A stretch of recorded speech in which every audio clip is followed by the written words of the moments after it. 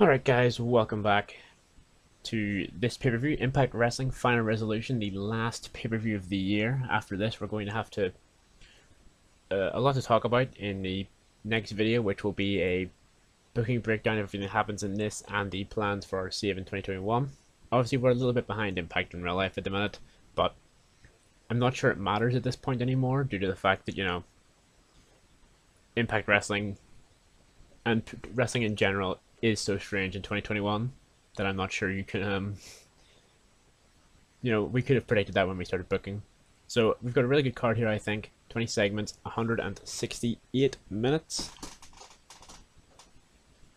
And for reference, what are we aiming for pay-per-view wise here? Not to the company, the top 100, our best ever event was Turning Point, which was a 59, and our best ever TV show has been a 55.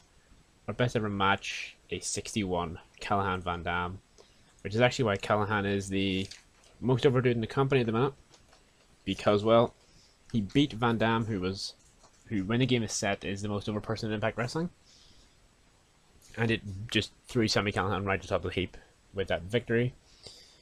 So let's get in the show. A lot of pre-show matches here, just getting some dudes on the card. Heath, Madman Van Fulton, and unlikely pairing up Rob Van Dam. Defeat Daniel Maccabee and the besties in the world. Some new Impact Wrestling signings we've made in the last couple of months. So Ace Austin and so our big heel team here defeat Maccabee and the besties in 10 minutes when Ace pins Davey Vega with the fold. 51 rated match, not bad. Matt Fitchett, to be fair, does a really good job of keeping up with Ace Austin, who gets the highest rating with a 55. I think the in-game booking, Matt Fitchett's got a little bit of a push in some of the indie companies they work in, so it's a big boost, and that's why he's so much more over than Davey Vega, who got a 36. Then we have Moose versus Chris Sabin, getting Moose just another win, building some momentum for him, as in 10 minutes he beats Sabin with the Game Breaker. 53 for Moose here. A good sign that our pre-show matches are doing so good. 50, Eddie Edwards, we probably had these in order. Eddie Edwards defeats TJP, again just getting Edwards on the card. Not had much for him to do since the title loss, but a good match here with TJP, a 57 rating in his performance. And TJP, to be fair, is one to moan whenever he's not on cards, so it's good to get him on the show as well. Saves me the K or whatever that I have to give him to stop him being so annoyed. So Josh Matthews and Don Callis open up the show as as Trey makes his way down to the ring for his match with Chris Bay. Eventually got there, and they also hype up the main event of EC3 versus Sami Callihan. They're 43, not bad. And should be a good match. I did have to make the Ultimate X match, which is essentially a ladder match, but this is, the next best alternative, and it's an Impact specific thing. Everybody loves an Ultimate X match. So our match goes a bit like this, a 30. Terrible match, lack of flow. We tried to get them to steal the show, so maybe we pushed them a bit too far. Type of match was a terrible choice for our audience. That's odd. That must be something in our product. Fair enough.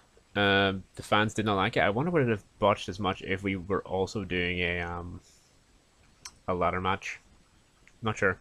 But anyway, Trey in 16 minutes essentially defeats Chris Bay when he retrieves the X Division title in his first defense. A 30 is really bad. Bay was tired near the end, and he wasn't the one I was warned about. I was warned about Trey not being able to keep up for 16 minutes, but it was actually Chris Bay that would tire in the match. Bad ending, but Trey kind of reins it back with a 37 here. Then the Knockouts 3-way tag team title match as Rosemary and Taya Valkyrie are your first ever champions as they pin the order of elimination. Well, it's not an elimination match, we'll say. So we'll say it goes with them pinning Nevaeh to win the titles.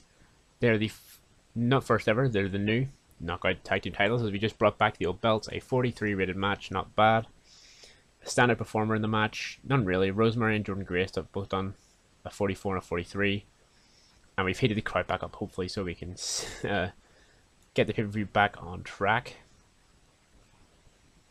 And much like Impact in real life, the previous champions, Gail Kim and Madison Rayne, will present the belts to new champions, Taya Valkyrie and Rosemary.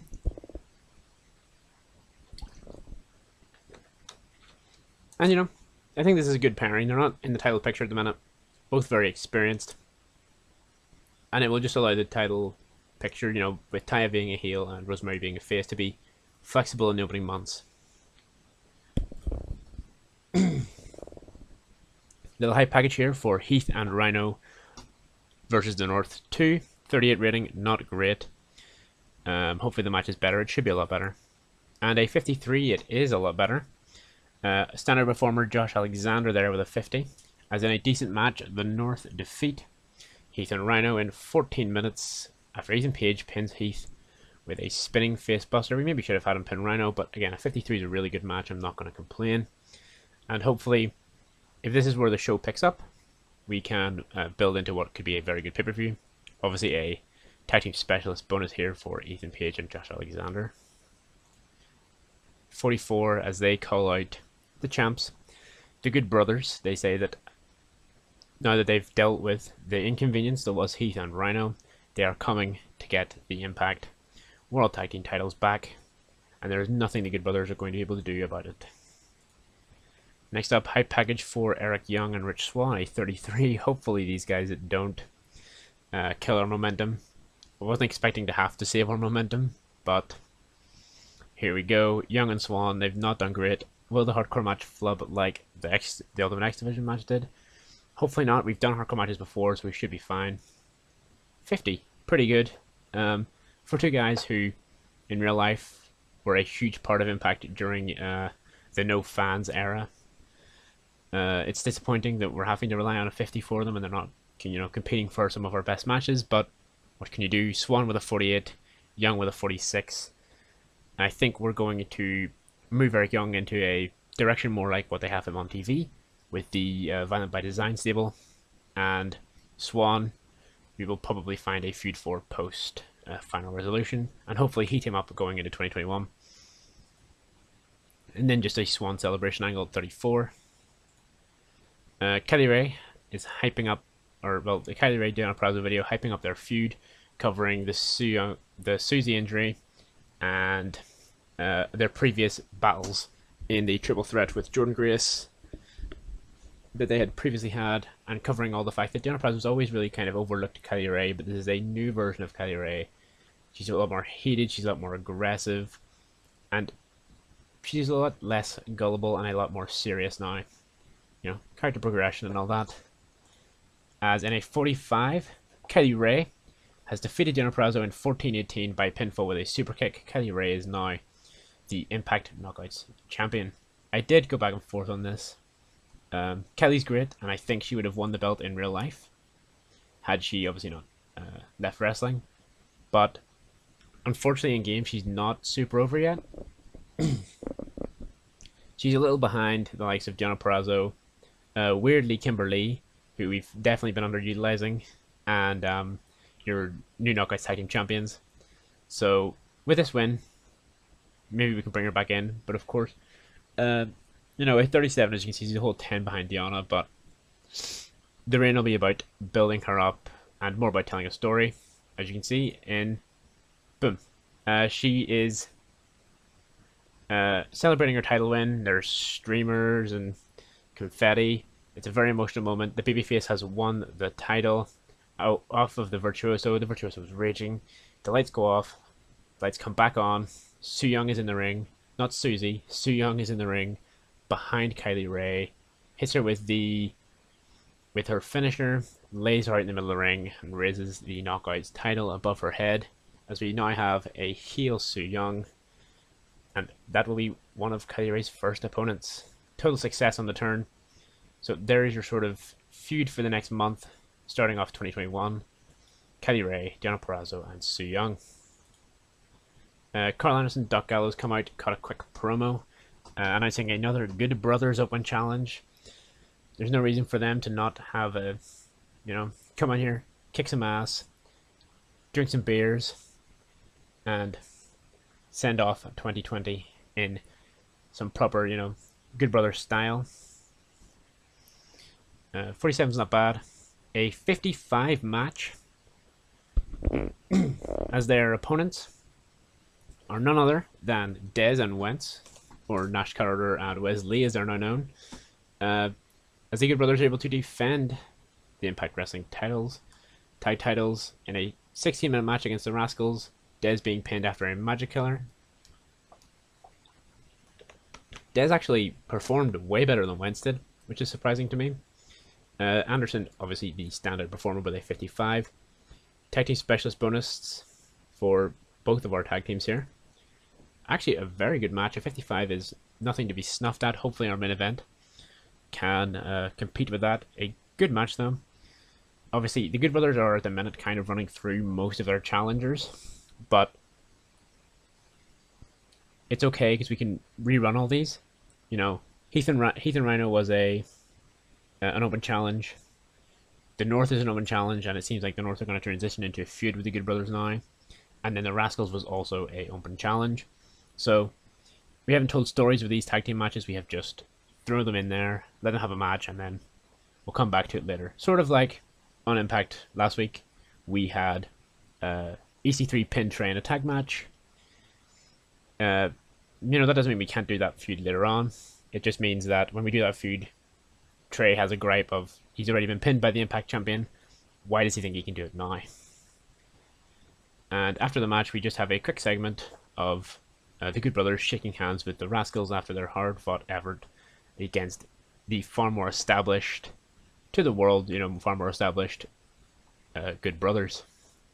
53, good segment, as Madison Rayne appears on the show again, playing double duty, some might say, as EC3 hypes up his match with Sami Callihan, and again, would be contrasting himself constantly to the grittier, grimier Sami Callihan, and this match should be good. I don't want to bet it'll be good though after the Ultimate X match flubbed, but this is the top guy in our company, overness wise, against our world champion. Hopefully we can get something good out of it. And a 59, not bad. Would be one of our better ever matches. In 15 minutes, EC3 defends the Impact World title for the second time ever after beating Sami Callihan with a sweet meat sizzler. Both men getting a 56, not bad. What held it down from getting more than that? EC3 held back. Callihan held back too. Lack of heat from the storyline, so that's unfortunate. But not bad. I will take a 59. I think we're not going to beat our best pay-per-view ever though, but whatever we get, I'll be okay with. EC3 at 56. He closes the show standing tall. And 57, not bad. Not far off of our best pay-per-view. Honestly, I think if the Ultimate X match is better, we might have gotten something good out of this pay-per-view. Because that was the one that underperformed. I was hoping for something in the 50s between Trey and Bay. I think that's what we got last time. But the women's match being in the 43s was okay. That's kind of what we expected. The North Heath and Rhino, what we expected. Rich Swann and Eric Young, probably what we expected. Again, women's match 43 is kind of what you expect. So maybe that one flubbing kept us down a bit. Yes, you could have. But I think expecting EC3 and Sami Callihan to be our best match of all time, not all time, of the saves so far, maybe would have been a stretch. But I will 100% take the 57. No complaints here from me. Thank you guys for checking out this episode. Let me know what you think we should do in 2021. Anything you want to see in the booking video where we'll talk about where we're going to go with the world title, the tag titles, all the titles, all the top names. Anyone you think we should sign. For the next episode, I'm actually thinking of, since we're not going to have the Bullet Club like Impact Wrestling seem like they will in the future, I'm thinking of more World Champion EC3. He's crafting his own stable. Any advice for people who you would like to see in that, drop it down below, and I will catch you next one. Cheers.